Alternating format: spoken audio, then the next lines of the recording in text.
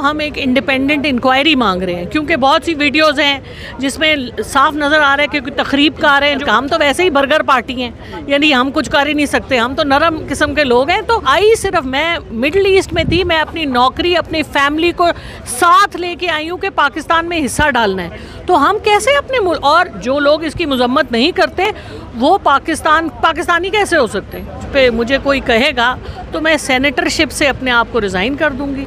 मुझे ऐसी ना सियासत चाहिए, ना मुझे ऐसा काम चाहिए। मैं सेनेटर भी नहीं बनने आई थी, मैं MPA भी नहीं बनने आई थी, कुछ बनने नहीं आई थी। मेरा नस्बुल-ऐन पहले दिन से है कि अपने मुल्क के लिए इस्लाह करूं, उसको सही डायरेक्शन में जितनी मेरी बिसात है उसको उसमें स्टीयर करके लेकर। सर, हमारे साथ पाकिस्तान तहरीक-ए-इंसाफ की सेनेटर ज़रका सहरवर्दी साहब मौजूद हैं, उनसे बात करेंगे। मैडम, 9 मई को जो कुछ हुआ ज़ाहिर बात है काबिल मज़म्मत है। क्या समझती है कि इन वाक़यात के पीछे किन का हाथ हो सकता है?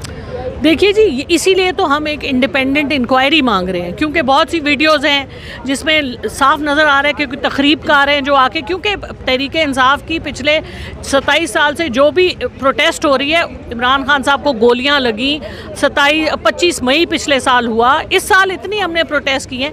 हमने तो कभी इस किस्म की कोई हम तो वैसे ही बर्गर पार्टी हैं, यानी हम कुछ कर ही नहीं सकते, हम तो नरम किस्म के लोग हैं। तो कैसे कर सकते हैं? मैं तो आई सिर्फ मैं मिडल ईस्ट में थी, मैं अपनी नौकरी अपनी फैमिली को साथ लेके आई हूँ कि पाकिस्तान में हिस्सा डालना है। तो हम कैसे अपने मुल्क, और जो लोग इसकी मजम्मत नहीं करते वो पाकिस्तानी कैसे हो सकते हैं?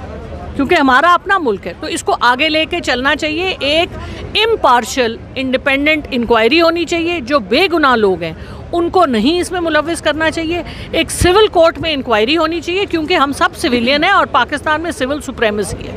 मैंने पाकिस्तान तहरीक-ए-इंसाफ की जो वुमेन विंग है, उनकी जो व्हाट्सएप ग्रुप के स्क्रीनशॉट्स है वो भी वायरल हो चुके हैं। उनमें बाकायदा तौर पर प्री प्लान मनसूबे के तहत जो है वो जो ख़वातीन कारकुनान थी जज के पास गई। आप क्या समझती है कि उनको सज़ा नहीं देनी चाहिए?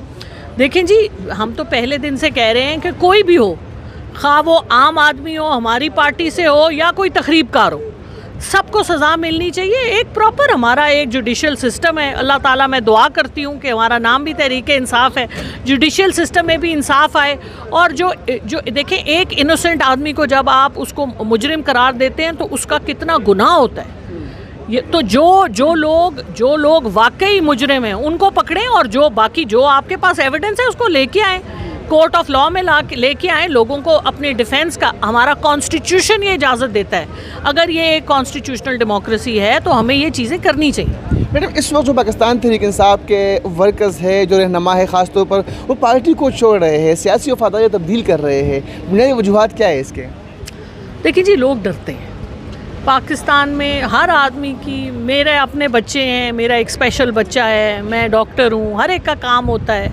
हर आदमी जिस तरह जो हुआ उस दिन फ़ौजी इमलाक और बाकी तनसीबात के साथ, वो किसी के साथ भी हो सकता है। आप जब को खुदा ना खास्ता जब इस तरह कुछ होता है तो उसमें कोई तफरीक नहीं होती कि कौन कौन है। इस किस्म के एनार्की, इस किस्म के मसाइल से हमें अपने मुल्क को बचाना है। हमने अपने मुल्क को एक पीसफुल अंदाज में, एक आईनी तरीके से रिफॉर्म्स की तरफ लेके जाना है। और इंशाअल्लाह ये मुल्क हमारा है, 77% इसमें नौजवान है 30 साल से कम उम्र की।